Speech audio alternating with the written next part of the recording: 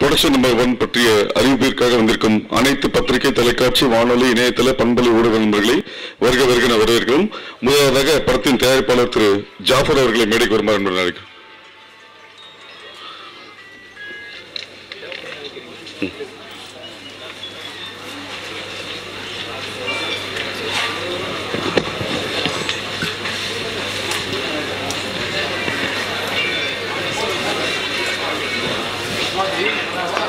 இப்படத்தில் வெற்றிமாறனுடன் இணைந்து கதை எழுதியுள்ள திரு தங்கம் அவர்களை மேடைக்கு வருமாறு அன்புடன் அழைக்கிறோம்.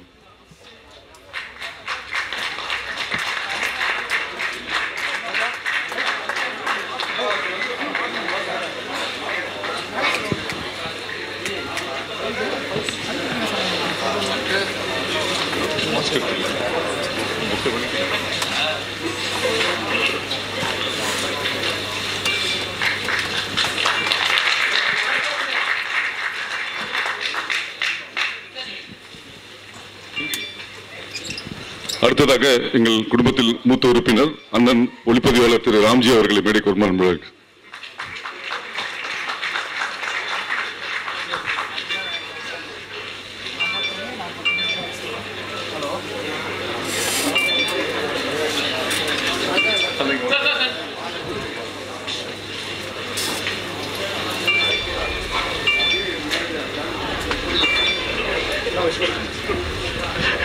இயக்குனர் திரு கருப்பழனியப்பன் அவர்களை மேற்கு வருமாறு.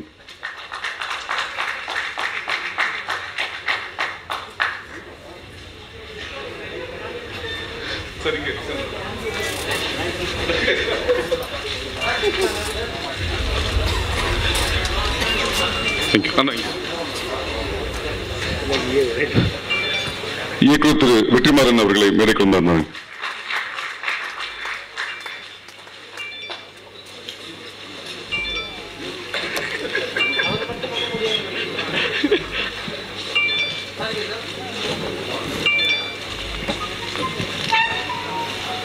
இசையமைப்பாளர் இளைய மாஸ்ட்ரோ திரு யுவன் சங்கர் ராஜா அவர்கள்.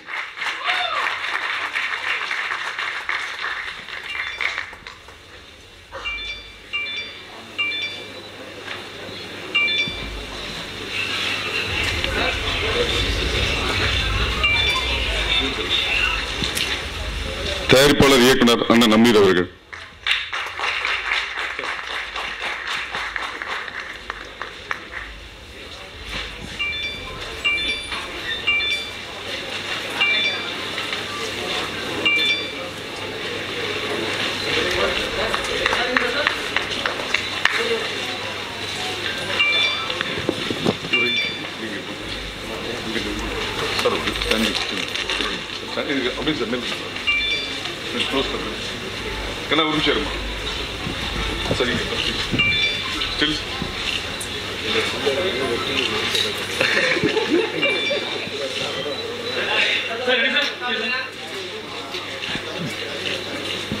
சார் ஒரு நிமிஷம் சார், அமீர் சார் பின்னாடி.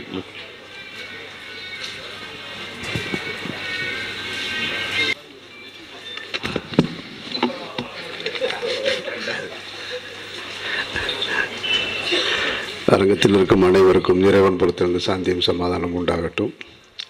காலதாமதத்திற்கு மன்னிக்கணும். அது வழக்கம் போல் உங்கள்கிட்ட கேட்குற மன்னிப்பு தான். நீங்கள் வேறு வழி இல்லை, மன்னிச்சு தான் ஆகணும். இந்த ஏன் முதல்ல நான் உங்கள்கிட்ட பேச வந்தேன்னா, கடைசியாக பேசுகிறதுக்கு நான் ஒன்றும் சீஃப் கெஸ்ட்டு கிடையாது. இது என்னுடைய விழா. இங்கே வந்திருக்கிறவங்க எல்லாருமே கெஸ்ட்டு. ஸோ அதனால் நான் முதல்ல அவர்களை எல்லாம் வரவேற்கிறது தான் சரியானதாக இருக்கும். இந்த விழா ஒரு சின்ன ஒரு படம் பொதுவாக பூஜை போடுவோம், ஒரு ஸ்கிரிப்ட் புக்கு கொடுத்து அது எல்லாமே நீங்கள் பார்த்து பழகின ஒன்று தான். அந்த ஸ்கிரிப்ட் உண்மையிலே அந்த படத்தோட ஸ்கிரிப்டா, அதுக்கு முந்தின படத்தோட ஸ்கிரிப்டா, இல்லை வேறு வெத்து பேப்பரா, எதுவுமே தெரியாது. எங்ககிட்ட உண்மையிலே அப்படி இருந்தால் நாங்களும் கொடுத்துருவோம். அதனால் இது ஒரு அறிமுக விழா. ஒரு புதிய தயாரிப்பாளர் அவர். அது சினிமா இன்றைக்கி இருக்க சூழலில் ஒரு படம் எடுக்க வர்றதே பெருசு. அதில் என்னை மாதிரி ஆளை வச்சு படம் எடுக்க வர்றது இன்னும் கஷ்டம், கஷ்டத்துலேயும் கஷ்டம். அப்படி ஒரு கஷ்டத்தை சுமந்து வந்திருக்கவர். அவருக்கு தன்னுடைய முதல் திரைப்படம் இப்படி இருக்கணும்னு ஆசைப்பட்டார். அவருக்காகத்தான் இந்த அறிமுக விழா. வேற ஒன்றும் இல்லை, ஒரு சும்மா ஒரு கெட்டு கதர் மாதிரி தான். சந்திச்சுட்டு எல்லாரும் பேசிட்டு கலைஞ்சிடலாம். நான் கடைசியாக வந்து உங்கள்கிட்ட பேசுகிறேன். நன்றி. அடுத்ததாக தயாரிப்பாளர் திரு ஜாஃபர் அவர்கள்.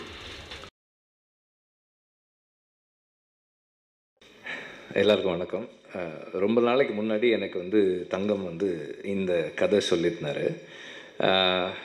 எனக்கு வந்து அதிலிருந்து அந்த ஐரணி வந்து ரொம்ப அது ஒரு ஏதோ ஒரு சந்தர்ப்பத்தில் சொல்லிவிட்டு அப்புறம் அதுக்கப்புறம் அவர் வேறு கதைகள் நகர்ந்துட்டார். அப்புறம் வேறு வேலைகள் பண்ணிகிட்டு இருந்தார். நானும் இது வந்து வட சென்னைக்கெல்லாம் முன்னாடி 2013-14 அந்த டைம்ஸில் இருக்கும்னு நினைக்கிறேன். அதுக்கப்புறம் வேறு வேலைகளுக்கு 2 பேருமே நகர்ந்துட்டோம். அப்புறம் ஒரு சந்தர்ப்பத்தில் ஒரு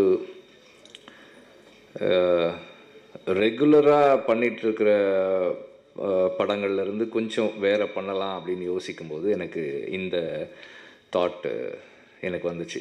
சரி, அந்த கதையை நம்ம பண்ணால் நல்லா இருக்குமேன்னு சொல்லிட்டு நான் அவரை கேட்டேன், ஞானி இந்த கதை எடுத்து நான் இப்போ ஒர்க் பண்ணட்டுமான்னு கேட்டேன்.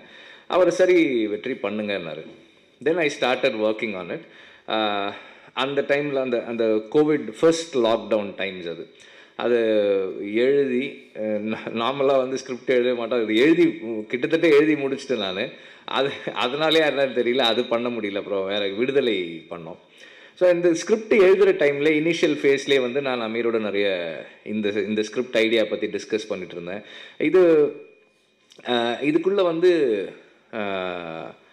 அவர் தங்கம் சொன்ன அந்த ஐரணியை வந்து நான் இன்னும் கொஞ்சம் இன்றைக்கி இருக்கிற சூழ்நிலைக்கு ஏற்ற மாதிரியான ஒரு ஐரணியாக மாற்றிட்டு தென் ஐ தாட் இந்த மாதிரி ஒரு டைட்டில் இருந்தால் அந்த இன்னைக்கு சோஷியலாக பொலிட்டிக்கலாக இருக்கிற அந்த டிஸ்பாரிட்டி அதை நாம் டிஸ்கஸ் பண்ணுறதுக்கும் அதை குவெஸ்டின் பண்ணுறதுக்குமான ஒரு டைட்டிலாக இது இருக்கும் அப்படின்னு எனக்கு தோணுச்சு. தென் அதுவும் நான் அமீரோட டிஸ்கஸ் பண்ணேன், ஃப்ரெண்ட்ஸ் எல்லாரோட டிஸ்கஸ் பண்ணேன். தென் அது பண்ண முடியல, விடுதலை பண்ணுறோம் அப்படின்னு ஆனதுக்கப்புறம் தென் வி ஸ்டார்டட் ஒர்க்கிங். இப்போ ரீசெண்டாக அவரும் அமீரும் வந்து நிறைய பேசிகிட்டே இருந்தார். அந்த சந்தனத்தேவன் திரும்ப ரெஸ்யூம் ஆகிற ஒரு சிச்சுவேஷன் இருந்தது. தென் அதுக்கப்புறம் 2-3 ஸ்கிரிப்ட்ஸ் பேசிகிட்டு இருந்தாங்க. அப்போ ஒரு நாள் வந்து இந்த இறைவன் மிகப்பெரியவன் ஐடியாவை நான் ஒர்க் பண்ணட்டுமா அப்படின்னாங்க. கண்டிப்பாக பண்ணுங்கள், ஆக்சுவலாக நீங்கள் பண்ணால் இன்னும் நல்லாயிருக்கும் அப்படின்னு எனக்கு தோணுதுன்னு நான் சொன்னேன். எனக்குமே அப்படி தான் இருந்தது. அவர் தங்கம் எப்படி ஃபீல் பண்ணாரோ அதே மாதிரி தான் நான் ஃபீல் பண்ணேன். அண்ட் அவர் வந்து நான் சொன்ன ஐடியாவை எடுத்துகிட்டு அவர் ஒரு ஸ்கிரிப்ட் பண்ணியிருந்தார். ஸ்க்ரீன் ப்ளே பண்ணி சில சீன்ஸ் எல்லாம் சொல்லும்போது நான் சொன்னேன், இது வந்து கண்டிப்பாக நான் வந்து யோசிக்க முடியாது, பிகாஸ் அது உங்கள் லைஃப் ஸ்டைலுக்குள்ளேருந்து சில சீன்ஸ் இருக்குது இதில். இட் டீல்ஸ் வித் அந்த ஏரியா சொல்லாமா, எனக்கு ஃப்ளோவில் வருது. ஸோ ப்ரொட்டாகனிஸ்ட் வந்து ஒரு ஒரு முஸ்லீம் யங்ஸ்டர். ஸோ அவங்க லைஃபுக்குள்ளேருந்து சில மொமெண்ட்ஸ் வந்து அவர் கேப்சர் பண்ணியிருந்தார். அது வந்து எனக்கு நான் தான் சொன்னேன், இப்போ நான் வந்து எவ்வளோ ட்ரை பண்ணாலும் இதை பண்ண முடியாது, இந்த மாதிரி சில சீன்ஸை உள்ளே எடுத்துகிட்டு வர முடியாது, because it comes from your life. And அந்த நரேட்டிவ் வந்து ரொம்ப ஸ்ட்ரென்தன் பண்ணுதுன்னு சொன்னேன். எனக்கு ரொம்ப சந்தோஷமாக இருக்குது. இது வந்து இப்போது இப்படி ஒரு படமாக வர்றது எனக்கு ரொம்ப சந்தோஷமாக. அதே போல் இந்த டைட்டில் ஃபாண்ட்டும் வந்து அவர் அமீர் தான் ஒர்க் பண்ணார். நான் பண்ண ஃபாண்ட்டில் இது இல்லை, பட் அவர் பண்ண ஃபாண்ட்டில் வந்து அந்த இன்க்ளூசிவ்னஸ் இருக்குது. அது வந்து அகெயின் அது அவர் வந்து கவனமாக இந்த கதையை கையாளணுன்ற பொறுப்போடு அவர் செயல்படுறாருன்றது சொல்கிறது தான். அது இன்க்ளூசிவான ஒரு சூழலை உருவாக்குறது தான் நம்ம எல்லாருடைய ரெஸ்பான்சிபிலிட்டியும் இன்றைக்குன்றதுக்கான ஒரு எஃபர்ட் தான் நாங்கள் எல்லாருமா இணைஞ்சு ஒர்க் பண்ணணுன்னு விரும்புகிறது. நன்றி.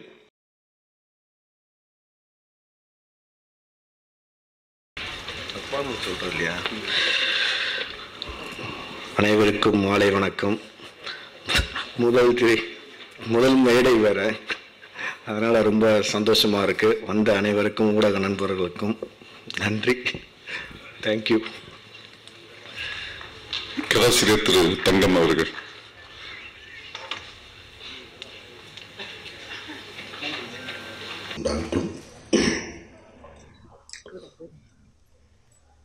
இந்த சினிமாவில், தமிழ் சினிமாவில் வந்து ஒருத்தருடைய, ஒரு இயக்குனருடைய கதையை இன்னொரு இயக்குனர் படமாக்குறது, இந்த மாதிரி சூழலெல்லாம் இங்கே தமிழ் சினிமாவில் உருவாகவே இல்லை.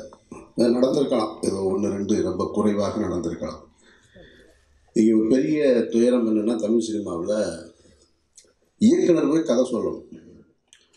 பாரதி ராஜா சார் பண்ணியிருக்காருன்னு வச்சுக்கங்களேன், நிறைய பண்ணியிருப்பார். ஆனால் பாரதி ராஜா தான் அந்த படத்தின் கதாசிரியர்னே நீண்ட நெடிய காலமாக நிறைய பேர் நினச்சிட்ருப்பாங்க. அவர் பிறருடைய கதைகளை வாங்கி பண்ணியிருக்காரு. அதற்கு பின்னால் வந்து இப்போது அவங்களாம் எழுத்தாளருடைய கதாசிரியருடைய கதையை வாங்கலாம். இப்போ வெற்றியும் அதான் பண்ணிகிட்ருக்காரு. ஆனால் இன்னொரு இயக்குனர்கிட்டருந்து வாங்குறதுன்றது கிடையாது. அது கேட்டால் அது ஒரு குறைத்து மதிப்பிடுவது போல் ஒரு சூழல் தமிழ் சினிமாவில் இருக்குது. எனக்கு வந்து பருத்திவீரன் முடித்ததுக்கப்புறமே இது மாதிரியான படங்கள் பண்ணணும், காம்பினேஷனில் படம் பண்ணணும், வேறு வேறு தாட்ஸ் உள்ளே வரும்பொழுது அது நல்லாயிருக்கும். இன்னொரு ஆளுமையிட்டிருந்து ஒரு ஐடியா வரும்பொழுது அது ரெண்டும் சேர்ந்தால் என்ன பரிமாணம் வருது, மல்டி ஸ்டார்ஸ் நடிக்கிற படம் வரணும். இதெல்லாம் எனக்கு ஒரு ஆசை, ரசிகனாகவே. அது ரொம்ப காலமாகவே இருந்தது. அதுக்கான சூழல் இல்லை. நீங்கள் என்னுடைய உதவியாளர்கிட்டே சொல்லியிருக்கேன். நான் ஒரு கதை தரேன்டா, போய் படம் பண்ணுங்க. நான் ஒருத்தனு வேணான்ட்டாங்க, எவ்வளோ சரின்னு சொல்லவே இல்லை. எனக்கு ஆச்சரியமாக இருக்கும். ஏன்னா நம்ம ஒரு கதை தரேன்றோம், வேணான்றாங்க. இல்லை சார், நான் பண்ணிக்கிறேன் சார் அப்படின்னு. எனக்கு கதை நல்லா இல்லைன்னு நினச்சி சொன்னாங்களா, எதுக்கு சொல்கிறாங்கன்னு தெரில. இல்லை வெளியே போய் சொன்னால் அதை எடுத்துக்கிடுவாங்களா, எடுத்துக்க மாட்டாங்கன்னு தெரில. இது எனக்கு ஒரு ஆச்சரியமான ஒரு விஷயமாகவே இருக்கும். ஆனால் கடைசியில் ஓகே, அது நம்மளே தொடங்கி வச்ச சரியாக இருக்கும் அப்படின்றது தான் இந்த படம்.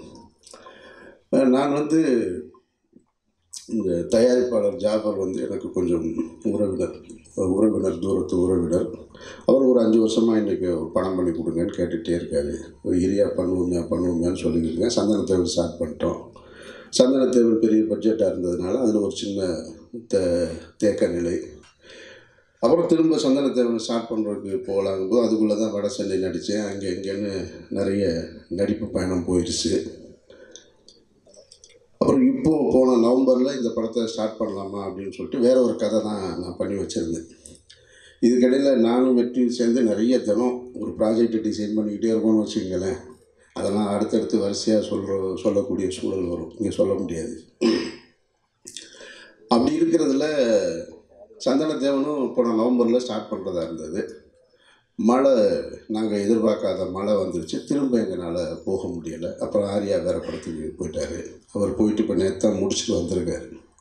சரி, அதுக்கடையில் வேறு ஒரு ப்ராஜெக்ட் பண்ணலாம் அப்படின்னு சொல்லி இந்த ப்ராஜெக்ட் பண்ணலாமாங்கும்போது அப்போ வேறு ஒரு டேட்டு நான் அவருக்கு கொடுக்க வேண்டியது இருக்குது வெற்றிகிட்ட. அந்த வெற்றிகிட்ட போய் டேட்டு கொடுக்க சொன்னேன். நான் நீங்கள் ஆரம்பிச்சிடாதீங்க, ஒரு மாதிரி ஒரு சின்ன படம் நான் ஆரம்பிக்கலான்ட்டு இருக்கேன், ஒரு நியூ ஃபேஸஸ் வச்சு அப்படின்னு சொல்கிறதுக்காக போனேன். அப்போ இதை சொன்ன உடனே எனக்கு ஒன்று மைண்டில் ஒன்று இருந்துகிட்ருக்கு.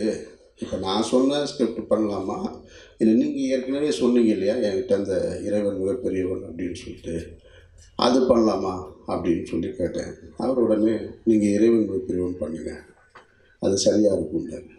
ஓகே, எனக்கு வந்து ஹாப்பி, ஓகே பண்ணலாம் அப்படின்னு சொல்லி முடிவெடுத்தோம். அப்போ எனக்கு தெரியாது, வெற்றி சொல்லிட்டாரு. நானும் உட்காந்து சரின்ட்டு எல்லாம் ஒர்க் பண்ணிட்டு முடிச்சுட்டு பார்க்கும்போது அப்புறம் வெற்றி சொல்கிறாரு என்கிட்ட.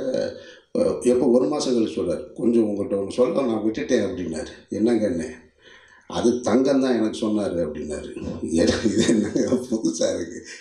சரி ஓகே, அதில் டிலே ஆச்சு அப்படியே. சரி, அதுக்குள்ளே நான் பார்த்தேன், சரி இது டைம் ஆகுதுன்னு சொல்லிட்டு நான் இன்னொரு படம் ஸ்டார்ட் பண்ணிட்டேன். என்னோடய ப்ரொடக்ஷனில் நானும் இன்னொரு தயாரிப்பாளர், அவர் இங்கே வந்திருக்காரு, ராஜேந்திரன் சொல்லிட்டு இங்கே உட்காந்துருக்காரு, என்னுடைய நண்பர் பாண்டிச்சேரிக்காரு. அவரும் சேர்ந்து ஒரு படம் ப்ரொடியூஸ் பண்ணிகிட்ருக்கோம். அது கிட்டத்தட்ட 60-70% ஷூட்டிங் முடிஞ்சு. ஆர்யா தம்பி, நான், சங்கீதா செட்டி எல்லாம். அதுக்கு இன்னும் பேர் வைக்கலை, அது இன்னும் 10-20 நாள் அதை அனௌன்ஸ் பண்ணிடலாம். சரி, நான் அந்த வேலைக்கு போயிட்டேன். அப்புறம் எல்லாம் முடிச்சுட்டு தான் திரும்ப சரி இறைவன் பெருவழி இதை ஸ்டார்ட் பண்ணலான்னு வந்தேன். அப்படி தான் இந்த ப்ராஜெக்ட் வந்து டிசைன் ஆனது. இதில் எல்லாமே மேக்ஸிமம் புதுமுகங்கள்லாம். உங்களுக்கு தெரிஞ்ச நடிகர்கள் யார் இருக்காருன்னா, ஒன்று பழனியப்பன் இந்த படத்தில் நடிக்கிறவர். ஆமாம். இன்னொன்று நம்ம அசார் உட்காந்துருக்கான், விஜய் டிவி அசார் எந்திரி. அவங்க அசார் இப்போதைக்கு இது. இன்னொருத்தர் இருக்கான், அது ஜாஃபருடைய தம்பி. அவன் இந்த கூட்டத்துக்குள்ளே தான் எங்கேயோ இருக்கான். அதனால் அவனை இப்போ உங்கள்கிட்ட சொல்ல வேண்டியதில்லை, சொல்கிற அளவுக்கு ஒன்றும் இல்லை. படம் வரும்போது பார்த்துக்கலாம். இவர்கள் தான் முடிவு செய்யப்பட்டிருக்கு, வேறு யாரும் முடிவு செய்யப்படவே இல்லை.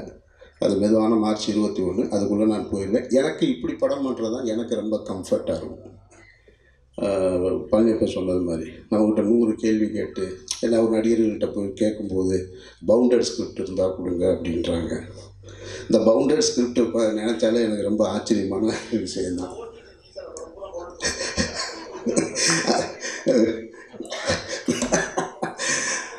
எனக்கு ஒரு நண்பர் இருக்கார், ஒரு ஹீரோ, பெரிய ஹீரோ. அவர் எப்போ பார்த்தாலும் என்கிட்ட ஒரு பவுண்டட் ஸ்கிரிப்ட் கொடுங்கன்னு கேட்டுக்கிட்டே இருப்பார். எனக்கு அவர் படம் ரிலீஸ் ஆகும்போதெல்லாம் நான் பார்ப்பேன், இந்த பவுண்டட் ஸ்கிரிப்டை படிச்சுட்டு தான் இந்த படம் பண்ணாரா இல்லையா. ஒவ்வொரு முறையும் எனக்கு அந்த டவுட் வந்துகிட்டே இருக்கும். இப்போ கூட ஒரு படம் பார்த்தோன்னே எனக்கு தயவு செஞ்சு அவரை பார்த்து அந்த பவுண்டட் ஸ்கிரிப்டை கேட்டு வாங்குவோம். எதுக்கு இந்த படத்தை பார்த்துட்டு நல்லா இல்லைன்னு சொன்னாங்க, நீங்கள் ஏன் இதை பார்த்துக்கிட்டே இருக்கீங்கன்னு கேட்டார். ராம்ஜி கேட்டார்.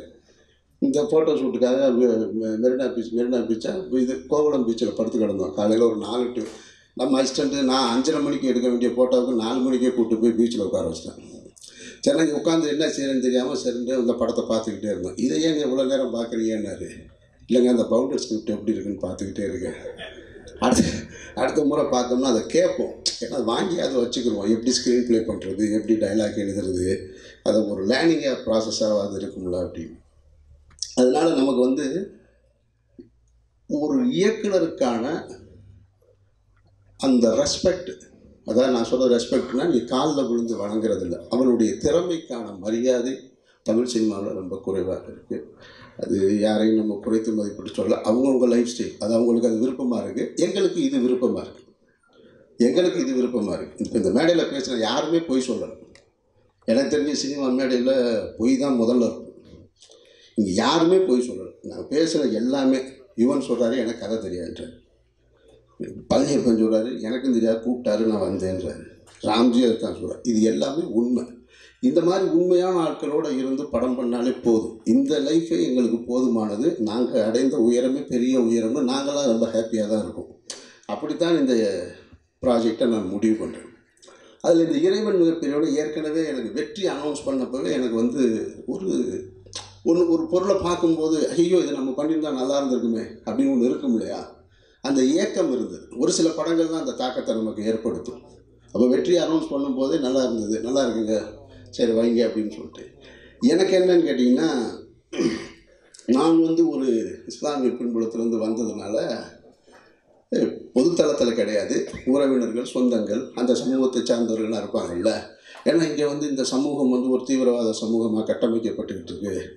அதனால் இது யார் இதை பற்றி பேசுவான்னா, நான் எடுத்த படம்லாம் வேறு, நாம் ஒன்றும் பேசியது, ராம், ஆதிபவன், பருத்திவரன் வேறு தளம். ஏன்னா இங்கே இன்றைய காலகட்டத்தில் வரக்கூடிய இயக்குனர்கள் வந்த உடனேயே அவங்க தன்னுடைய படங்கள் மூலமாக எதை அடையாளப்படுத்தணும்னு நினைக்கிறாங்க அப்படின்னா, ஒன்று தான் சார்ந்திருக்கிற சாதி அல்லது தன்னுடைய அரசியல். அது இப்போ ஒரு லேட்டஸ்ட் ட்ரெண்டாக இருக்குது. அது நீங்கள் டைட்டில்லேருந்தே கவனிக்கலாம். ஒவ்வொரு டைட்டில்லேருந்தே தெரியும் அவங்க என்ன சொல்ல வர்றாங்கன்னு சொல்லிட்டு.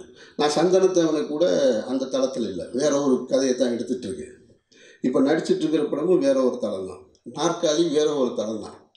அப்போ எதுவுமே இந்த தளத்தில் இல்லை. அதனால் என்னை சந்திக்கிறவங்களாம் கேட்பாங்க, நீங்கள் பார்த்தீங்கன்னா நீங்கள் ஒன்றுமே பண்ண மாட்டேன்றீங்க. ஒரு சினிமா எடுக்கணுமா? அப்படி ஒரு சினிமா எடுத்து தான் இந்த சமூகம் குற்ற சமூகம் இல்லைன்னு சொல்லணுமா? அவ்வளவு மக்காவாக இருக்குது இந்த சமூகம், இதை சொல்லி புரிய வைக்கிற அளவுக்கு. அதனால் எனக்கு அதில் பெரிய உடன்பாடு இல்லை. ஆனால் காலகட்டங்கள் போக போக போக போக என்னவாயிருச்சு அப்படின்னா, இன்றைக்கு ரொம்ப மோசமான ஒரு சூழலுக்கு இந்த சமூகம் தள்ளப்பட்டு கொஞ்சம் கொஞ்சமாக நகர்த்தி நம்ம விரும்பியோ விரும்பாமலோ நம்ம அதை ஒத்துக்கிட்டு தான் ஆகணும். இந்த உலகத்தில் எங்கோ ஒரு மூலையில் ஒரு குழந்தை பிறக்குது, பிறந்த உடனே அது விரும்புதோ இல்லையோ அது மேல் ஒரு சாதியோ ஒரு மதமோ ஒரு மொழியோ ஒரு இனமோ ஒன்று தூக்கி வச்சிடறாங்க. யார் தூக்கி வைக்கிறாங்க? யாரோ தூக்கி வச்சிடறான். அதாவது சுமந்துக்கிட்டு ஓட வேண்டியது இருக்குது. கடைசி வரைக்கும் அதை சுமந்துட்டு ஓட வேண்டியிருக்கு. அதில் இருக்க குறைகள் எல்லாம் நிறைகள்னு சொல்லி போராட வேண்டியது இருக்குது. இது எல்லா மனிதர்களுக்கும் பொதுவானதாக இருக்குது. அப்போ இதுலேருந்து எப்படி விடுபட்டு வர்றது? இப்போ நான் விரும்பி இந்த வீட்டில் தான் பிறக்கணும்னு பிறக்கலை, யாருமே அப்படி பிறக்கலை. ஆனால் பிறந்த உடனே இதுக்கு முன்னாடி நடந்தது, நான் பிறந்ததுக்கும் அவுரங்கசீப்புக்கும் எனக்கு ஏதாவது தொடர்பு இருக்கா? அவுரங்கசீப்பு செஞ்ச தப்பை என்கிட்ட கேட்குறாங்க. அவுரங்கசீப்பு இப்படி செஞ்சார்ல, அப்போ நீங்கள் பேசாமல் இருந்தீங்கன்னு. நான் அவர் ஏதோ பக்கத்தில் இருந்த மாதிரி. அப்போ எப்படி தொடர்பு படுத்தி இந்த அரசியல் விளையாட்டுகள் நடந்துக்கிட்டு இருக்கு அப்படின்னு நீங்கள் பார்க்கணும். அப்போ அதையெல்லாம் சொல்ல வேண்டிய ஒரு சூழல் தான் இருக்குது. இந்த கதை பற்றி தங்கம் அவர் அதனுடைய மூலக்கதை ஆசிரியராக இருக்கிறதுனால அவர் கொஞ்சம் அதை அதிகமாக கூட சொல்லணும். நான் அதெல்லாம் பார்க்கல, இந்த கதையில் எதுவுமே பார்க்கல. எனக்கும் பழனியப்பனுக்குமான உறவு, எனக்கு வெற்றிமாறனுக்குமான உறவு, இந்த உறவு எப்படி இருக்குது? இந்த உறவை தான் இந்த படம் சொல்ல போகுது, வேறு எதுவுமே சொல்லலை. ஜனா இருந்தார், ஜனா இறந்துட்டார். நானும் ஜனா பழனியப்பன் அதிக நேரங்களில் பயணிச்சிருக்கோம். என்னுடைய படப்பிடிப்பு தலங்களில், அவருடைய படப்பிடிப்பு தலங்களில், என்னுடைய பட இசை வெளியீட்டு விழாவுக்கு. நீங்கள் பாருங்கள், நாங்கள் 3 பேர் எப்படி இருப்போம்னா, நான் 5 நேரம் தொழுகிற ஒரு ஆள், அவர் கடவுள் மறுப்பாளர், இறை மறுப்பாளர், கிட்டத்தட்ட ஒரு தீக்கா பின்புலத்தை சேர்ந்தவர். அவர் கம்யூனிஸ்ட், ஜனநாயகம். நாங்கள் 3 பேரும் ஒன்றாவே உட்காந்துருப்போம், ஒன்றாவே பேசிக்கிட்டு இருப்போம், ஒன்றாவே சாப்பிடுவோம். 3 பேரும் பேசிக்கிட்டே இருப்போம். பார்த்த எதுவுமே இந்த படத்தில் எதுவுமே புதுசு கிடையாது. அதை நான் தெளிவாக சொல்லிடுறேன். நீங்கள் பார்த்த விஷயங்களை நான் திருப்பி ரீகலெக்ட் பண்ணி கொண்டு வர போகிறேன் இந்த படத்தில், அவ்வளோதான். அதுதான் இந்த இறைவன் மிகப்பெரியவன். அப்படி ஒரு படத்தை எடுக்கக்கூடிய சூழல் வந்திருக்கு. எனக்கு அடுத்தடுத்து படங்கள் நிறைய இருக்குது. இது முடிச்சுட்டு சூரியோட ஒரு படம் பண்ணுறேன், அதை இங்கே உங்கள்கிட்ட சொல்லிடுறேன். நான் ஆமாம், முன்னாடியே அட்வான்ஸாக சொல்லிடுறேன். அதுக்கப்புறம் எங்கள் வீட்டில் ஒரு பையன் இருக்கான், அவனை ஹீரோவாக போகிறேன், அந்த வேலை பார்த்துக்கிட்டு இருக்கேன். அதனால் தொடர்ந்து இனி அரசியல் சண்டைகளை 70% சினிமா 30% வச்சுருந்தேன். இனி சினிமா 70%, அந்த சண்டை 30%. ஆனால் என்னுடைய படங்கள் அந்த சண்டை தான் செய்யும், அந்த படமும் சண்டை தான் செய்யும். அதனால் அதை நோக்கிய பயணம் தான். அதுக்கு இறைவன் எனக்கு உடல் ஆரோக்கியத்தையும் ஆயுளையும் அறிவையும் மட்டும் கொடுத்தா போதும். உங்களுடைய ஆதரவு எப்பவும் இருக்குன்னு நான் நம்புகிறேன். அந்த அடிப்படையில் தான் இந்த படம். வேறு ஏதோ ஒன்று சொல்ல நினச்சேன், மறந்துட்டேன். பழனியப்பு, வெற்றி, யுவன் நானும் அப்படி தான் டே 1லேருந்து அது அவ்வளோதான் பேசிக்கிறோம், அவ்வளோதான். அது சரியாக நடக்கும். யுவன் சொன்னேன், OSRக்கு நான் ஒரு படம் பண்ண போகிறேன், அதையும் சொல்லிடுறேன். ஆமாம், அந்த பேச்சுவார்த்தை அது ரொம்ப சீரியஸாக நடந்திருக்கும்னு எங்களுக்குள்ளே நீங்கள் நினச்சிங்கன்னா அதுவும் கிடையாது. அந்த இருக்கார் வினோத் சொல்வார், சார் சாப்பிட்டேன் பேசிட்டேன் சார் அது பார்த்து பண்ணிக்கலாம்னு சொன்னார் சார், அவ்வளோதான். யுவன் என்கிட்ட ஜி பேசுவோம் ஜி பண்ணுவோம் ஜி, என்ன பேசுவோம் என்ன பண்ணுவோம் ஒன்றுமே கிடையாது. அது என்னன்னா படம் அப்படின்றத அவர் சொல்லுவார். அது அப்படி தான் உறவு. யுவனை பொறுத்த மட்டும் என்னுடைய சகோதரன் மாதிரி தான் நான். அவர் என்ன செஞ்சாலும் நான் பொறுத்துப்பேன். அதுக்காக அவர் தப்பு பண்ணுறாரான்னு கேட்காதீங்க. அது ஒரு டைரக்டராக இருக்கும் பொழுது நம்ம போய் என்ன செஞ்சாலும் நான் பொறுத்துப்பேன். அப்படின்னா என்னென்னா, நம்ம ஒரு டைம் பீரியட் வச்சுருப்போம் இல்லையா? ஒரு படத்தை ஆரம்பிக்கும் பொழுது, பூஜைகள் ஆரம்பிக்கும் போது, ஒரு சாங் கம்போசிங்கு, ஷூட்டிங் போகும்போதுன்னு அதெல்லாம் அவர் கரெக்டாக இது பண்ண முடியாது. ஆனால் முன்னை விட ஈவன் படு வேகமாக இருக்கார். அதையும் நான் சொல்லிடுறேன். நான் வெளியில் சொல்கிறது எதையும் நம்பாதீங்க. பாதி நேரம் ஸ்டுடியோவில் தான் இருக்கார். ரொம்ப முக்கியமானது இப்போ இது அதுதான் அந்த என் நண்பர் சொல்லிட்டு விட்டுட்டேன். இப்போது நான் பாருங்கள், நான் இயக்குனராக வருவதற்கு காரணமாக இருந்தது என்னுடைய தயாரிப்பாளர் கணேஷ் ரகு. அவர் ஒரு பிராமண சமூகத்தை சேர்ந்தவர். அவர் இன்றைக்கி வேதம் படிக்கிறவர். அவரை பார்த்தீங்கன்னாக்க தலை நிறைய அப்படி அந்த வேதம் படிக்கிறதுக்காக முடியெல்லாம் முடிச்சுட்டு இப்போவும் வந்தாருன்னா அமெரிக்காவில் இருக்கார். அங்கேருந்து வருவார், காஞ்சி சங்கராச்சாரியார். அவர் வந்த உடனே காஞ்சி மடத்துக்கு போவார், முடிச்சுட்டு நேரம் என்கிட்ட தான் வருவார். வாங்க பாய் வீட்டுக்கு போவோம். கிட்டத்தட்ட முதல் படத்துலேருந்து இன்றைக்கு வரைக்கும் 20 வருஷமாக எங்கள் நட்பு தொடருது. ராத்திரி கூட இந்த டைட்டில் அவருக்கு அனுப்பிச்சி வச்ச உடனேயே என்கிட்ட ஒரு 1/2 மணி நேரம் பேசுகிறாரு, டெக்ஸ்ட் பண்ணுறாரு. ஸோ இந்த உறவை எப்படி அரசியல் பிரிக்கும்? அது எப்படி நீ பிரிப்ப? நீ வெறும் ஓட்டுக்காக, நீ வாங்கி வச்சுக்கிற ஓட்டுக்கு உன்னுடைய வளத்தை பெருக்கிக்கிறதுக்காக எங்களை ஏன்டா சாவடிக்கிறீங்க? எங்களை சாவடிக்காதீங்க. நீ எங்களுடைய வாழ்க்கை தரத்தை உயர்த்தலைனாலும் பரவாயில்ல, எங்களுக்குள்ள பகைமை உண்டு பண்ணாதீங்க. இதுதான் இன்றைய காலகட்டத்துக்கு அவசியமாக இருக்குது. அப்படிப்பட்ட அவசியத்தை இந்த படம் சொல்லும். ஒரு மனித நேயத்தை பேசணும், நான் நம்புகிறேன். அது சரியாக செய்வேன்னு. எப்படி வெற்றி அது காலம் திரும்ப பாருங்கள், நான் பார்த்து ஆசைப்பட்ட பொருள் திரும்ப எனக்கே வந்து சேர்ந்துருக்கு. பொறாமப்படலை, ஆசைப்பட்டேன், அது என் கைக்கே வந்து சேர்ந்துருக்கு. காலம் கொண்டு வந்து அதை என் கையில் கொடுத்துருக்கு. அதை சரியாக செய்ய வேண்டிய பொறுப்பு எனக்கு இருக்குது. செஞ்சு தருவேன்ற நம்பிக்கையோட உங்களை சந்தித்ததுலாம் மகிழ்ச்சி. மற்றபடி இந்த விழாவில் வேறு ஒன்றும் இல்லை. உங்கள்கிட்ட ஏதாவது கேள்வி இருந்ததுன்னா டக்குன்னு கேட்டிங்கன்னா முடிச்சிடலாம். வேறு ஒரு பிரச்சனையும் இல்லை. சந்தோஷமாக கலையலாம். இவ்வளோ அமைதியாக இருக்கும்போதே ஒன்றுமே இல்லைன்னு தெரிஞ்சிருச்சு. நன்றி. ஓகே, இன்னொரு முறை சந்திப்போம். இது ஒரு கெட் டுகெதர் தான், வேறு ஒன்றுமே கிடையாது. ரொம்ப நன்றி. வந்திருந்த அனைத்து ஊடகங்களுக்கும், அனைத்து பத்திரிகை நண்பர்களுக்கும் நன்றி. என்னுடைய நெஞ்சார்ந்த நன்றி. தங்கம் பேசிக்கிட்டு இருக்கும் பொழுது பிரமிழ்னு ஆரம்பித்தோன்னா நான் லேசாக பத்திரிக்கையாளர்லாம் பார்த்தேன். ஆகா, என்னடா பிரமிழ்னு ஆரம்பிக்கிறாங்க, மத்தியானம் 3 மணிக்கு வைக்கும்போது நினச்சோம் இது தீவிர இலக்கிய கூட்டமாக இருக்கும் போல இருக்கே அப்படிங்கிற அச்சத்தில் எல்லோரும் பார்த்தாங்க. ஆனால் அதை பிரமாதமாக தங்கம் கொண்டு வந்து முடித்தார். அப்படி எழுதின பிரமிழ், இப்படி கொண்டாடப்பட்ட பிரமிழ் எழுதின ஒரு வரி போதுமானதாக இருந்தது இந்த கதையை செய்வதற்கு அப்படின்னு. பிரமிழ் எழுதினதிலே சிறந்த எழுத்தாளர்னு எழுத்தாளர்களால் கொண்டாடப்பட்டவர். தி ஜானகிராமன் சொல்கிறாரு, மாமேதை பிரமிழ்ங்கிறாரு. சீசு செல்லப்பான்னு ஒருத்தர் இருந்தார். எல்லா எழுத்தாளர்களும் விமர்சிக்கிற ஒரு விமர்சிப்பதை எழுத்தாக வச்சுருந்தவர். சீசு செல்லப்பா வாடிவாசலில் எழுதினவர். எல்லாரை பற்றி ஒரு கருத்து இருக்கும். அவர் சொன்னார், பிரமிழை பற்றி உரைநடையின் உச்சபட்சத்தை சாத்தியமாக்கியவர் பிரமிழ்னார். அப்போ யார் எழுத்தே வேலையாக, எழுத்தே தவமாக இருந்தார்களோ அவர்களெல்லாம் கொண்டாடிய ஆள் பிரமிழ். பிரமிழ் எழுதினதில் நமக்கெல்லாம் புரிஞ்ச ஒரு கவிதை இருக்குது. தங்கத்துக்கு வெற்றிமாறன் சாருக்கெல்லாம் நிறைய புரிஞ்சிருக்கு. நமக்கெல்லாம் புரிஞ்ச ஒரு எளிய கவிதை இருக்குது. என்னென்னா, சிறகிலிருந்து உதிர்ந்த, சிறகிலிருந்து பிரிந்த இறகு ஒன்று. ஒரு பறவை பறக்குது, சிறகிலிருந்து ஒரு இறகு மட்டும் பிரிஞ்சிருச்சு. சிறகிலிருந்து பிரிந்த இறகொன்று காற்றின் தீராத பக்கங்களில் பறவையின் கதையை எழுதி செல்கிறதுன்னு சொல்லுவார். ஒன்று தான் உதிர்ச்சு. அந்த உதிர்ந்த ஒத்த சிறகு காற்றுல ஆடிக்கிட்டே இருக்கு இல்லையா, அது என்ன செய்யுது அப்படின்னா, அந்த பறந்து போன பறவையினுடைய வரலாறை எழுதிக்கிட்டு இருக்கு, அந்த கதை எழுதிக்கிட்டு இருக்கு பாரு. இது ஒன்று தான் பிரமிழ் கவிதையில் நமக்கெல்லாம் புரியும். இதுக்கப்புறம் புரியணும்னா தொடர்ந்து மற்ற எழுத்தாளர்லாம் படிச்சுட்டு பிரமிழ்கிட்ட வந்தால் புரியும். இந்த கதை அமீர் அவர்கள் இறைவன் மிகப்பெரியவனுங்கிற தலைப்பை நான் சொன்னேன். இதை வச்சு எடுக்கிறதுக்கு உங்களை விட பொருத்தமான ஒரு ஆள் இருக்கவே முடியாது அப்படின்னு. ஏன்னா தன் பேச்சின் முழுவதும் எந்த பேச்சு, அது அரசியல் பேச்சாக இருந்தாலும் சரி, சண்டை போடுறதா இருந்தாலும் சரி, அமீர் யாராவது ஒருத்தன் திட்டுறதா இருந்தால் கூட இறைவன் மிகப்பெரியவன், சாந்தி சபான் உண்டாகட்டும் சொல்லிட்டு தான் சண்டைக்கு போவார். அது வாழ்நாள் பூரா அதை சொல்லிக்கிட்டே இருக்கிறதுனால இந்த இறைவன் மிகப்பெரியவன் அமீர் பெயரால் அமீரின் இறைவன் மிகப்பெரியவன் வர்றதான் ரொம்ப சரி. இந்த வெற்றிமாறன் அவர்களும் தங்கம் அவர்களும் கதை எழுதினாங்கிறத தவிர இதை பற்றி எனக்கு வேறு எதுவுமே தெரியாது. எனக்கு இது டிசைனே அவர் நேற்று காமிச்சார். ஆனால் ஒரு 3-4 நாள் முன்னாடி டைட்டில் சொன்னார் என்கிட்ட. இந்த டைட்டில் சொன்னோன்னே நான் சொன்னேன், ஏற்கனவே நம்ம 2 பேரையும் எல்லாரும் திட்டுறாங்க. நான் ஒரு பக்கம் ஆண்டவர்னு ஒரு படம் எடுக்கிறேன், நீங்கள் ஒரு பக்கம் இறைவன் மிக பெரியவன்.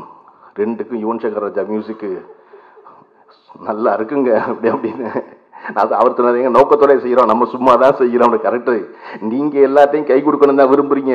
எய்த்தாப்பில் வர்றவன் பூரா நகைச்சுத்தியோடய இருக்கானே, கையை கொடுத்தா அப்படிமா என்னடானா அவன் நகைச்சுத்தி வச்சுருப்பான், நம்ம போனது கை கொடுக்கத்தான் அவங்ககிட்ட. அப்புறம் தங்கம் பேசும்போது இன்னொன்று எனக்கு பகீர்னுச்சு.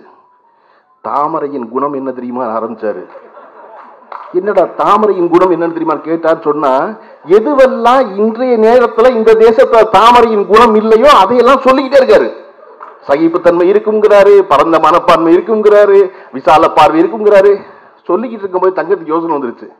ஆகா, தாமரைன்னு சொல்லிவிட்டு இவ்வளவு நல்ல குணத்தை சொல்றமேன்ட்டு அவர் சிறந்த கதாசிரியர் அப்பதான் புரிஞ்சுட்டேன். சொல்லிட்டு அதை டக்கு நிப்பாட்டி, அது வெண்டாமரை அப்படின்னாரு. அதாவது நம்ம ஒரு கருத்து சொல்கிறோம், படம் எடுக்கிறோம், எடுக்கும்போது தெரியும் இவ்வளோதான் வருது அப்படின்னு, தெரிஞ்ச உடனே திருத்திடணும். ஆகா சரியில்லை, வண்டியை திருப்புன்னு. அப்படி நீ தங்க பேச பிடிச்சது உயர்ந்த குணமுள்ள தாமரைன்னு சொல்லிவிட்டு தப்பா புரிஞ்சுக்குவாங்களோ, அது வெந்தாமரைங்க அப்படின்னு. அதனால இப்படி ஒவ்வொன்றும் அரசியலாக இருக்கிறது காலகட்டத்தில் அமீர் அவர்கள் வந்து இந்த படம் அரசியல் பேசுதான்னு எனக்கு தெரியாது, சரியா? ஆனால் நாம் எல்லோரும் நம்ப வேண்டிய ஒன்று, இறைவன் என்பவன் பொதுவானவனா இல்லையாங்கிறது இல்லை, அது அப்புறம். அதுக்கு முன்னாடி இங்கே இருக்க மனுஷன் ரொம்ப பொதுவானவன். எல்லாரும் ஒன்று, எல்லாரும் சமம், எல்லாரும் ஈக்குவல் அப்படின்னு நினைக்கும் போது தான் நினைப்பதை சொல்ல வேண்டிய முக்கியமான காலகட்டத்தில் இருக்கும். அதை ஒவ்வொரு கலைஞர்கள் சொல்லணும் சொல்லிட்டுருந்தாங்க. இதை செய்ய வேண்டிய பொறுப்பு இன்றைக்கி இந்த கலைஞர்கள் இருக்குன்னு நான் நினைக்கிறேன் எல்லாருக்கும். அதை வலுவான ஒரு குரலாக எதற்கும் அச்சமின்றி சொல்ல வேண்டிய பொறுப்பு இருக்குது. இந்த படத்தில் தங்கமும் வெற்றிமாறன் கதை எழுதுகிறாங்க, அமீர் அவர்கள் இயக்குகிறார். இது ஒரு நல்ல ஆரம்பம். தமிழ் சினிமாவில் எப்பொழுதும் இயக்குனரே கதை எழுத வேண்டியவராக, இயக்குனரையே திரைக்கதை எழுத வேண்டியவராக, இயக்குனரே வசனம் எழுத வேண்டியவராக இருக்கிற காலகட்டத்தில் அப்படி இல்லாமல் ஒரு சிறந்த கதை, எப்பொழுதோ கேட்ட கதை, அந்த கதை அவர் எடுக்கலை, படமானோன்னு அந்த கதை கொடுங்க நான் எடுக்கிறேன்னு சொல்வதும், இவர்கள் முன் வந்து நான் எடுப்பதை விடவும் அமீர் எடுப்பதான் இந்த படம் சரியாக இருக்கும் அப்படின்னு சொல்கிறது. ஏன்னா இந்த தலைப்பு வந்து வெற்றிமாறன் வச்சிருப்பாரான்னு தெரியல, அவர் வச்சு மனசில் வச்சு இந்த கதைக்கு வெற்றியோட தலைப்பு தான். ஓகே, அப்போ வெற்றியுடைய தலைப்பு அமீரின் பெயரோடு சேர்ந்து வரும் பொழுது அதுக்கு கூடுதல் அர்த்தம் வந்துடுது, இல்லை அடர்வு வந்துடுது இல்லையா? வெற்றிமாறனின் இறைவன் மிகப்பெரியவன் சொல்வதை விடவும் அமீரின் இறைவன் மிகப்பெரியவன் சொல்லும் பொழுதுதான் ஈத்தாட்ட சுவாரஸ்யமாவான். பத்தியா, அமீர் நோக்கத்தோட ஏங்க எல்லா டேரக்டர் பேரை கீழே போடுறான், இறைவன் மிகப்பெரியவன் அமீர் போட்டு ஆகாதா? என்ன அமீரின் இறைவன் மிகப்பெரியவன், அப்ப ஏன் இறைவன் மிகப்பெரியவன் இல்லைன்னு ஆரம்பிப்பான். இதுதான் இன்னைக்கு இருக்க சிக்கல்.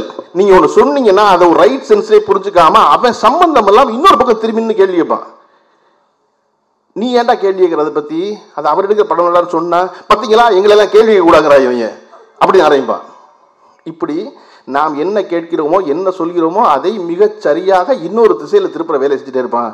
ஆனால் வெகுஜனத்துக்கும் பேசுகிறவருக்கும் ரசிகனுக்கும் படைப்பாளிக்கும் அந்த குழப்பமே கிடையாது. அவனுக்கு கிளியராக புரியுதான் நான் நம்புகிறேன்.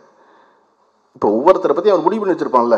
இப்போ அமீரும் நானும் தனியாக 3 மணி நேரம் பேசிக்குவோம், அமீர் வெற்றிமாறன் தனியாக 6 மணி நேரம் பேசிக்குவாங்க. ஆனால் நானும் வெற்றிமாறன் 6 வினாடி கூட பேசுனதில்லை. இப்போ நிகழ்ச்சியில் பார்த்துக்கிறதோட சரிதான். அது நோக்கம் இருக்கான நோக்கம்லாம் ஒன்றுமே கிடையாது.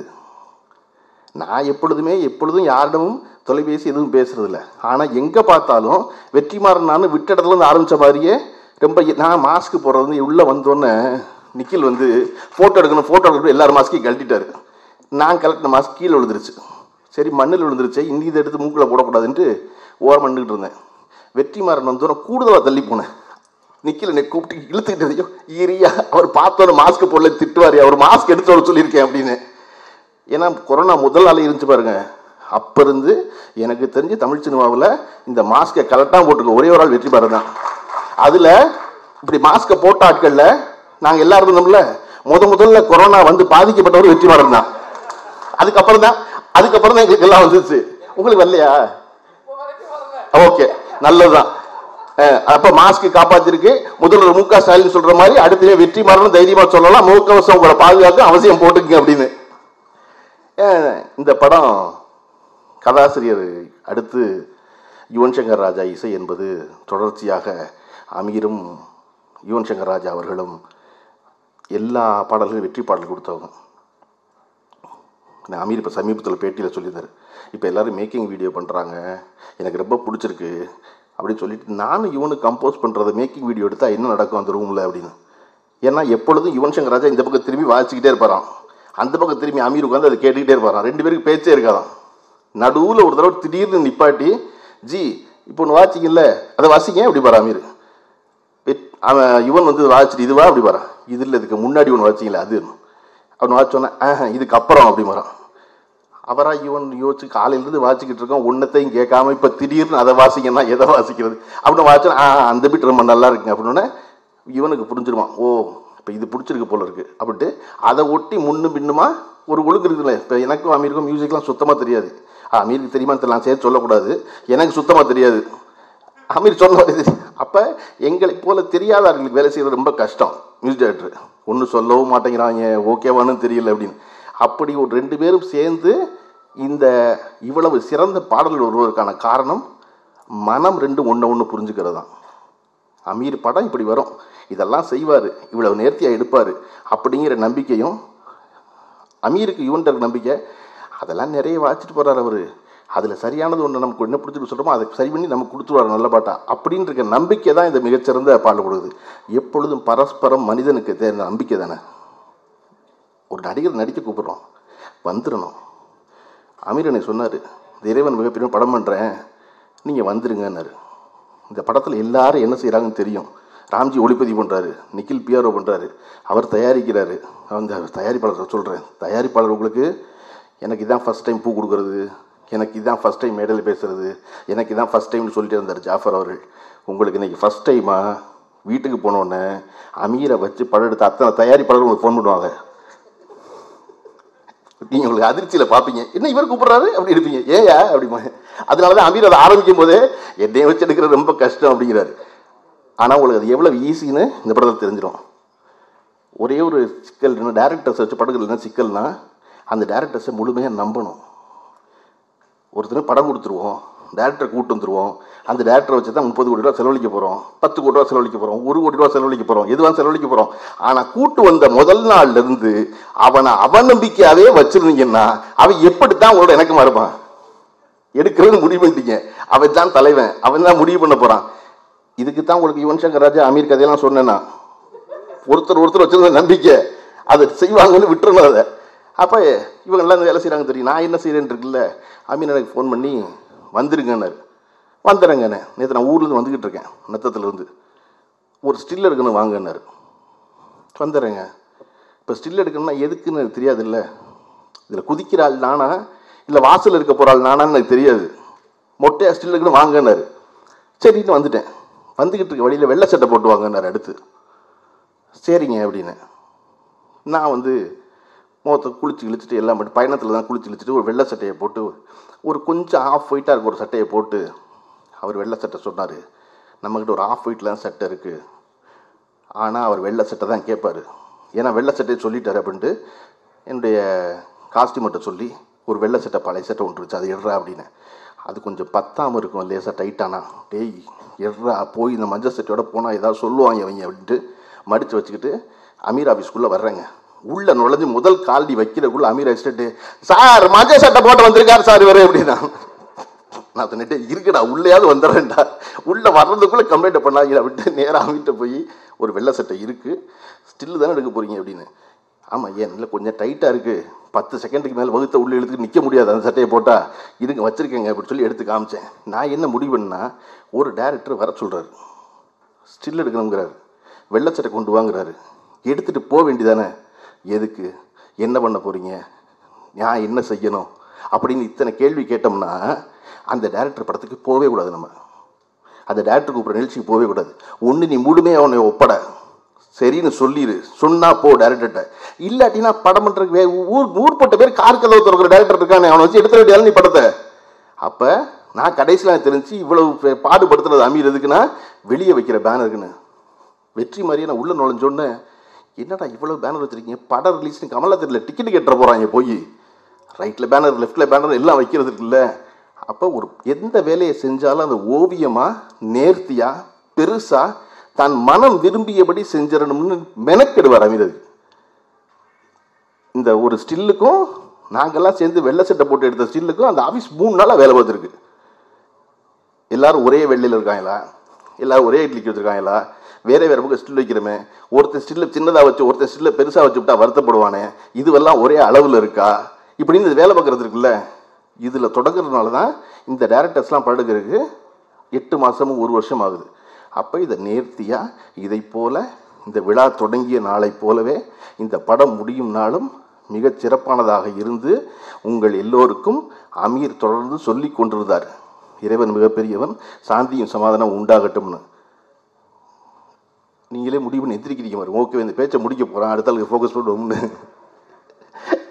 அந்த மாதிரி இந்த படம் அமீர் ஒரு சிறு இடைவெளிக்கு பிறகு இவ்வளவு உற்சாகத்தோடு படம் இயக்கிறப்பல எப்பொழுதும் ஒரு டைரக்டர் நடிக்க போகிறது, மியூசிக் டைரக்டர் நடிக்க போகிறது, அவர் இந்த வேலையை பார்க்குறாரு, அவர் அந்த வேலையை பார்க்குறது, ஏகப்பட்ட வேலை நடந்துக்கிட்டே இருக்கும்.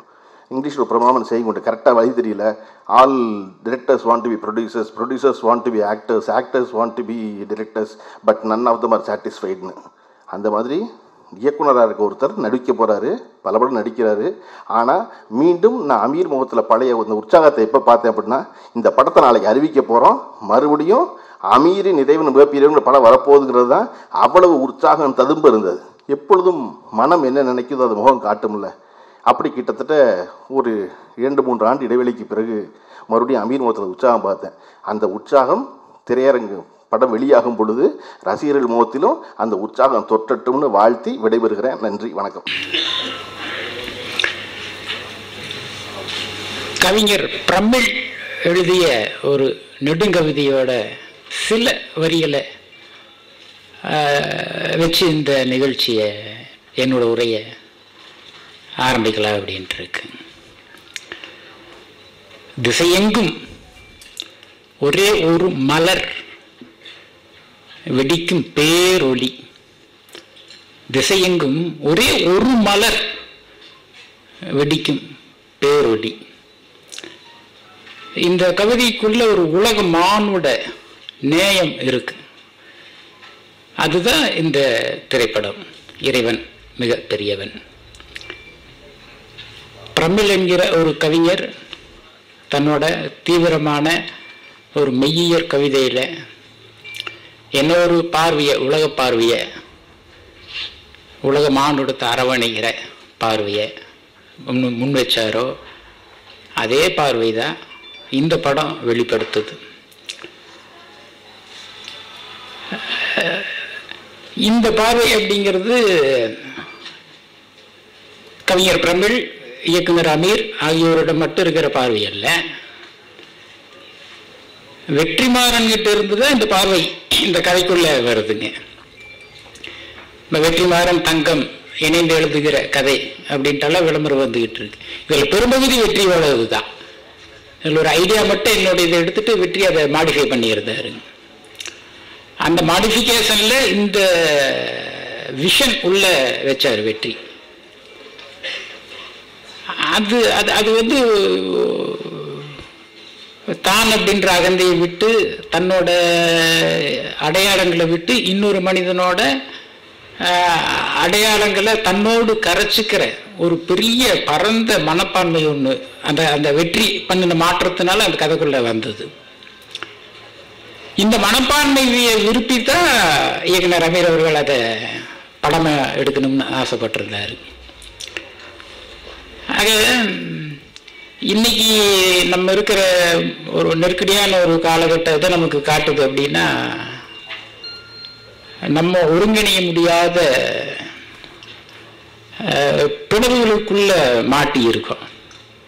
சாதி, மதம், இனம், இன்னும் என்னென்ன காரணங்கள் இருக்கோ நம்மளை பிளவுபடுத்துறதுக்கு, நம்ம ஒருத்தர் வெறுத்துக்கிறதுக்கு, ஒருத்தர் பகைப்படுவதற்கு, ஒருவர் போரிடுவதற்கு, ஒருவர் அழிக்கிறதுக்கு என்னென்ன வாய்ப்புகள் எல்லாம் இருக்கோ எல்லா வாய்ப்புகளுமே திட்டமிட்டு உருவாக்கப்பட்டு கொண்டிருக்கின்ற ஒரு காலகட்டம் இது.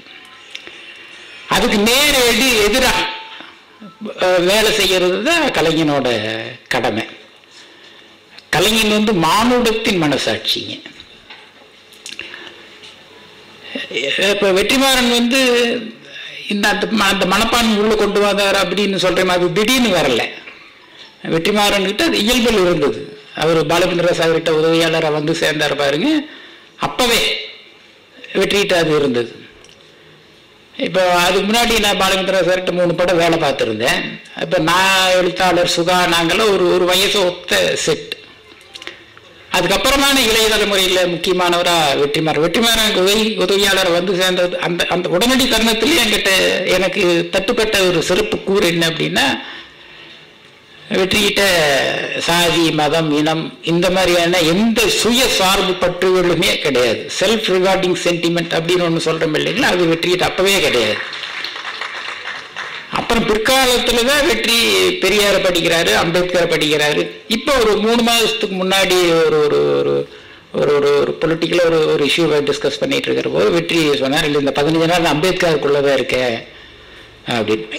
ஒரு 6 மாதத்துக்கு முன்னாடி பேசிட்டு இருந்தபோது என்ன சொன்னார்னா, லெனினுடைய தேசிய இன சிக்கலை பற்றின நூல்களை நான் தீவிரமாக வாசிச்சுக்கிட்டு இருக்கேன். தேசிய இன பிரச்சனையை பற்றி யாரோ எவ்வளவோ சொல்லியிருக்கிறாங்க. முதல்ல எனக்கு லெனின் என்ன சொல்லியிருக்காருன்னு தெரியும். அதுக்கப்புறம் சோவியத் ரஷ்யாவில் யாரெல்லாம் அதை பற்றி ஆய்வு பண்ணியிருக்கிறாங்க, ஐரோப்பாவில் யார் அதை பற்றி பேசியிருக்கிறாங்க, அந்த ஆய்வில் இருக்கேன். இதெல்லாம் பிற்காலத்து வெற்றிமாறன். பாலமேந்திர சார்ட்ட உதவியாளரை சேர்ந்த போது வெற்றியிட்டு இருந்தது இப்படியான கோட்பாட்டு அடிப்படைகளில் ஏற்பட்ட அந்த பார்வை அல்ல. அது தன்னியல்பில் அவர்கிட்ட இந்த மாதிரியான செல்ஃப் ரிகார்டிங் சென்டிமெண்ட்டுகளிலிருந்து வெளியேறக்கூடிய ஒரு மானுடம் இருந்தது.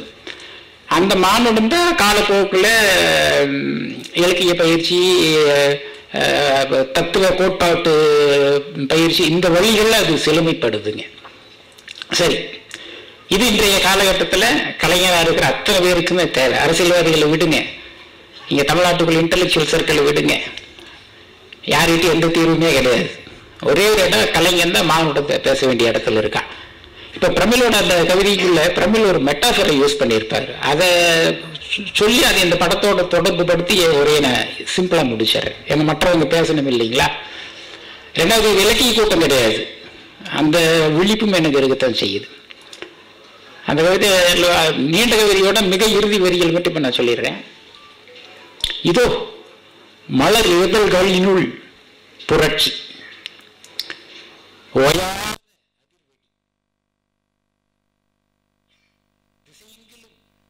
ஒரே ஒரு மலர் பூக்கும் பேரொளி. இவ்வளவுதான் நான் இங்க கடத்த நினைக்கிற வரிகள். இதோ மலர் இதழ்கள் எங்கிலும் புரட்சி அப்படின்னாருல, அது என்னன்னா ஒரு தாமரை மலர் இருக்கு இல்லைங்களா. தாமரை மலர் ஞானத்தின் குறியீடு, வீடு பேட்டின் குறியீடு. தான் அப்படின்ற அகந்தையை இழந்து எல்லையற்ற ஒன்றோடு தன்னை கரைச்சிக்கிற ஒரு ஒரு ஒரு அகவிழிப்பின் குறியீடு தான் தாமரை. தாமரை மலர் அப்படிங்கிறது வெண்தாமரை மலர் அப்படிங்கிறது அகந்தையற்ற, அகந்தையின் சாயலாகிய காமம், குரோதம், விருப்பு, பழிவாங்குதல், தாழ்வு மனப்பான்மை, உயர்வு மனப்பான்மை, இது மாதிரியான எந்த கசடுகளும் இல்லாத தூயதாக்கப்பட்ட புடப்போட்டப்பட்ட ஒரு ஒரு ஒரு ஒரு அன்பினால், வாய்மையினால் ஒளிவிடக்கூடிய ஒரு உள்ளம், அதுக்கான குறியீடாக தாமரை இருக்கும். அதில் இருக்கிற ஒவ்வொரு இதழும் ஒரு தனி மனிதன். இந்த தனி மனிதர்களோட கூட்டுல தான் மானுடம் இருக்கு. அது இனமல்ல, மொழிய, ஒரு தேசமல்ல, மதமல்ல, அது மானுடம். பிறப்பின் அடிப்படையில் அங்கே பிளவுகள் கிடையாது, வேறுபாடுகள் கிடையாது. அந்த மானுட மலர் இருக்கு பாருங்க, அதுதான் தாமரை. அதனால புத்தர் அது மேல உட்கார்ந்து மோன நிலையில இருக்கார். அப்போ ஒவ்வொரு தனிநபருமே அத ஒரு இதழ், ஒரு மொக்கா இருப்பாங்க. இவங்க எது வரைக்கும் மொக்கா இருப்பாங்கன்னா இவங்களோட அகந்தை, அத தன்னலம், இதெல்லாம் அவங்க விரியறதுக்கு தடையா இருக்கு. எப்போ அவங்களோட அகந்தையை ஒதுங்கி தான் தான் இந்த உலகத்துல முதன்மை அப்படிங்கிற அந்த பற்று வெளியேறுற போது அவங்க படால் ஸ்பிரிங்கிலிருந்து விடுபட்ட மாதிரி விரிவாங்க. அப்படி ஒவ்வொரு தனி மனிதனும் தனக்குள்ளிருந்து விழிப்பு உண்டு பண்ணி விரிகிற போது இந்த ஒட்டுமொத்த உலக மானுடமும் மலராக ஆகும். அப்பதான் அங்கிருந்து அன்பு அப்படிங்கிற மனம், வாசம் புறப்படும். இதுதான் ஒரு மெட்டாஃபர், உருவகம். இந்த உருவகத்தை நமக்கு புரிய வைக்கிறதுக்காக தான் பிரமிழ் என்ன பண்றாருன்னா, மலர் இதழ்களினுள் புரட்சி அப்படிங்கிறாரு. புரட்சி எப்படின்னா ஒரு 100 பேரோ 1000 பேரோ சில 1000 பேர்களோ சேர்ந்து துப்பாக்கி பீரங்கி கையெறி குண்டுகளை கொண்டு போய் இன்னொரு இடத்துல போட்டு அந்த இடத்துல இருக்கிறவங்களை எல்லாம் அழிச்சு கொலை பண்ணிட்டு அதிகாரத்தை கைப்பற்றுறது, அது அல்ல புரட்சிங்க. புரட்சி அப்படிங்கிறது அழிப்பதல்ல, ஆக்குவது. எதிரியை அழிப்பதல்ல, எதிரிக்குள் இருக்கிற பகை உணர்வுகளை, எதிரிக்குள் இருக்கிற கேடு ஆற்றல்களை அழிச்சு அதை நேர்மறையானதை மாற்றுவதுதான் புரட்சி. அதை நீங்க வெளியே செய்யணும்னா முதல்ல தன்னுள்ள செய்யணும். மலர் இதழ்களினுள் புரட்சி அப்படின்னு பிரமிழ் சொன்னது ஆயுத புரட்சி அல்ல, கொலை பண்றதல்ல, அழிக்கிறதல்ல, அது ஆக்க சக்தி. அப்படி ஒரு புரட்சி நிகழ்ந்ததுன்னா ஓயாத அதிர்வெடி. அது இன்னும் ஓயாத அதிர்வெடி. நீங்க ஒரு சரக்குல ஒரே ஒரு இடத்துல நெருப்பு பற்ற வச்சிருங்க, உங்க வேலை முடிஞ்சது. 100 200 5000 வெடிகள் வெடிக்கலாம். ஆனா நீங்க வச்சது ஒரு நெருப்பு தான். அந்த நெருப்புங்கிறது என்ன? தன் விழிப்பு, தன்னோட அகந்தையை கவனிக்கிற தன் விழிப்பு. அந்த விழிப்பு ஒரு சமூகத்துக்குள்ள உருவாக்கிட்டீங்க அப்படின்னா அந்த சமூகத்தோட ஒவ்வொரு தனி மனிதருக்குள்ளேயுமே எப்படி சரவெடியில் ஒவ்வொரு பட்டாசுமே அந்த நெருப்பை வாங்கி தானா வெடிக்குது பாருங்க, அதுபோல ஒவ்வொரு தனி மனிதருமே அந்த அகவிழிப்புக்கு ஆளாகி ஒவ்வொருத்தருமே தூயவரமாகி இன்னொருத்தர் மேல அக்கறை உள்ளவங்களா மாறுவாங்க. அப்ப மதம், இனம், சாதி எந்த வேறுபாடுகளுமே இருக்காது. இதைத்தான் பிரமிழ் புரட்சி அப்படிங்கிறது. மலர் இதழ்களினுள் புரட்சி, ஓயாத அதிர்வெடி. இப்படி நடந்த என்ன ஆகுது? திசையெங்கிலும் ஒரே ஒரு மலரில் பூக்கும் தேவொலி. ஒரு மலர் பூக்கிறது எவ்வளவு மென்மையானது. அதை காதால கேட்க முடியுமா என்ன? நம்ம முயற்சி பண்ணியிருக்கிறோம் என்ன? ஆனா அது பேரொலி அப்படிங்கிறாரு பிரமிழ். அது எப்படி? திசையெங்கிலும் எல்லா திசையிலும் ஒரே ஒரு மலர் தான். அந்த ஒரு மலர் அப்படிங்கிறது என்ன? தான் அகந்தை. அது வெளியேறி ஒரு ஒரு ஆளுக்குள்ள அந்த மனிதன் மலருது அப்படின்னா அது ஒட்டுமொத்த சமூகத்தோட, ஒட்டுமொத்த மானுடத்தோட மலர்ச்சி. இதுதான் அந்த கவிதை வரி. உலகத்தின் தலை சிறந்த கவிதைகள்ல இது ஒன்று. மொத்த கவிதை மேல அதுல சில வரிகள் இந்த கவிதையில அப்படி இருக்கு. ஆக்சுவலி பிரமிழுக்கு பின்னாடி நிற்க வேண்டியது ரவீந்திரநாத் தாகூரோ பாரதியாரோ. அவங்க எல்லாமே பிரமிழ் பின்வரிசையில நிற்கக்கூடியவங்க. அது மட்டும் இல்ல, தெற்காசியாவில் சென்ற நூற்றாண்டுல பிரமிழுக்கு இணையான ஒரு கவிஞர் எந்த மொழியிலும் கிடையாது. வங்கத்திலேயோ, குஜராத்திலேயோ, மராத்திலேயோ எந்த மொழியிலுமே கிடையாது. நம்முடைய துயரம், நம்மகிட்ட இருக்கிற மேன்மை நமக்கு தெரியறதில்லை. இந்த பிரமிழுக்கு திருகோணமலையில் இருந்த துறவி மெய்வெளிப்பர், ஞானின்னு வடமொழியில் சொல்றீங்கல்ல, அது மெய்வெளிப்பர், சாதாப்பா துறையார். இந்த 2 பேருக்கு இடையில ஒரு கனெக்டிவிட்டி இருந்தது. ஒரு ஒரு பிரபஞ்ச லயம் இருந்தது அவங்களுக்குள்ள. அதுவும் பிரமிழ் எழுதிய ஸ்ரீலங்காவின் தேசிய தற்கொலை அப்படிங்கிற ஒரு நூல். இந்த 2ல இருந்து தான் இந்த கதை உருவாகுது. அப்புறம் அது பின்னாடி வெற்றிமாறன் அதை 2020 அதை படம் பண்றது அப்படின்னு ஒரு முயற்சி எடுத்தாரு. லாக்டவுன் வேலைகள் நின்றது. அப்புறம் அதுக்கப்புறம் அந்த வேற ஒன்றா அது மாறி இப்போ விடுதலை பண்ணிட்டு இருக்காரு. அந்த நேரத்தில் இயக்குனர் அமீர் அவர்களுக்கு அந்த கதை தெரியும். அதனால அவர் கேட்டிருக்காரு, இதை என்ன பண்ணட்டுமா வெற்றியை கிட்ட கேட்டார். நான் சொன்னேன், வெற்றியை நான் டைரக்ட் பண்றதை விட நீங்க டைரக்ட் பண்றதை விட இது அமீர் அவர்களை இயக்குனாருன்னா அது மிகச்சிறப்பா இருக்கு. இன்னும் சொல்லப்போனா அதுதான் சரி. மிக பொருத்தமான ஒருத்தரோட கைக்கு அது போய் சேர்ந்துருக்கு. அதுக்காக தான் இவ்வளவு தடைகளோ. இந்த மாயமந்திரத்தை நம்புறோம் அப்படியெல்லாம் தயவு செஞ்சு புரிஞ்சுக்காதீங்க. அது அதனோட போக்கில் அது போக வேண்டிய இடத்துல அது போயிருந்திருக்கு. இப்போ மானுடத்தை பேசுறேன் ஒரு படமா அது உருவாக போகுது. அந்த படத்தை பார்க்கறதுக்கு நான் ஆவலா இருக்கேன். சீக்கிரம் அந்த படத்தை கொடுங்க. வாய்ப்பு கொடுத்த அனைவரும் வந்திருக்கிற பெரியவங்களை எல்லாருக்கும் ரொம்ப நன்றி. மேடையில் இருக்கிற பெரியவங்களுக்கு ரொம்ப நன்றி. எனக்கா நான் என்ன சின்னவனு காமியில் இதுதான் சான்ஸு. 15 வருஷத்துக்கு அப்புறம் பருத்தி வீரனுக்கு அப்புறம் நான் அமீர் கூட சேர்ந்து ஒர்க் பண்ணுற ஒரு படம் அது. இதில் அடிஷ்னலாக ஒரு என்ன ஒரு ஆட் ஆகிருக்குன்னாக்கா வெற்றி என்ற தங்கம் அவங்க 2 பேரும் சேர்ந்து இந்த கதையில் வந்ததுனால இது இன்னொரு எக்ஸ்ட்ரா ஒரு இதுவாக இருக்கும் அப்படின்னு நான் ரொம்ப நம்புகிறேன். வாய்ப்பளித்த அனைவருக்கும் ப்ரொடியூசர் ஜாஃபர் அவர்களுக்கும் ரொம்ப நன்றி. டாக்டர் நிக்கிலுக்கும் ரொம்ப நன்றி. இந்த படத்தோட கதை எனக்கு தெரியாது. நேற்று தான் சொன்னார் அவங்க சார். அது போஸ்டர் காமிச்சு இது நாளைக்கு நீங்கள் வந்துடணும் அப்படின்னு. நான் எதுவுமே கேட்கல. அந்த ட்ரஸ்ட்டு கருப்பள்ளி சொன்ன மாதிரி எப்போவுமே இருக்குது. இந்த ட்ரஸ்ட்டு எப்போவுமே இருக்கும். ஸோ கண்டிப்பாக இந்த படம் உங்கள் எல்லாருக்கும் பிடிக்கும் அப்படின்னு நம்புகிறேன். தேங்க்யூ.